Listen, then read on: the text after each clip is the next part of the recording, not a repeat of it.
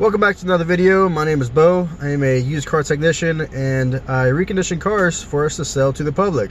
And today I'm going to be talking about a couple things you can do to keep your AC blowing hard and blowing cold. Really, there's only a couple things I can think of, because if your system's working properly, you shouldn't have any leaks. If you're having to top off your Freon pretty frequently, you need to get that checked out first. Fix any issues you might have, or else these 2-3 things won't even really matter. But the first thing you can do to maintain your AC system is check your cabin air filter, because if that sucker gets clogged up or just, neglected, it'll get full of trash. It'll restrict the airflow of the air coming out of the vents. And not only that, but if it gets damaged, or I've seen some crazy things. I've seen rats make a nest in these things, or they eat the element and it lets debris get up past the cabin filter, clog up the blower motor start making crazy the noises. It'll get off balance and you can hear it just screeching away in there as you turn up the blower motor speed.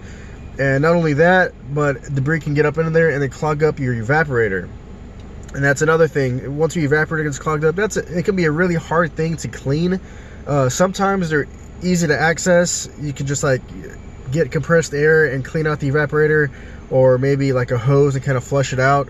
But sometimes you're in a really bad spot, you can't get to it. And that's another thing. If that thing gets clogged up, it'll restrict airflow and it can start to stink like wet old towels or wet dog. It smells moldy. It's bad. You don't want that to happen.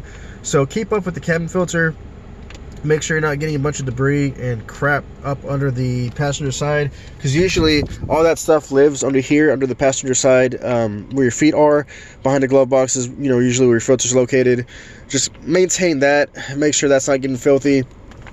And that's the most important thing. The second most important thing is make sure your condenser isn't clogged up with debris. Your condenser is located up front, in front of your radiator. It's pretty much the first thing you see behind the grill. Usually how cars are set up is it's your radiators closest to the motor, then your condenser, and then if your car has any auxiliary coolers, like transmission coolers, oil coolers, that'll be in front of the condenser.